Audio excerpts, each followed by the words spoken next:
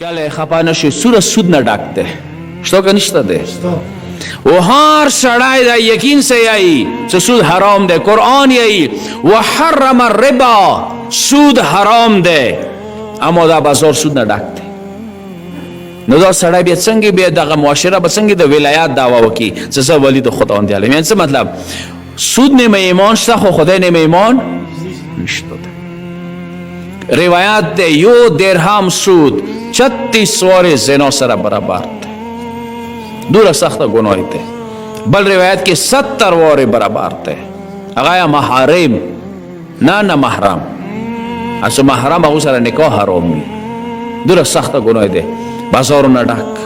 ځنه وخت کې دین د پاره ځنه ګانډي اور شي څه شي ځو د پزور شي کی حلال کی صلوات والسلام محمد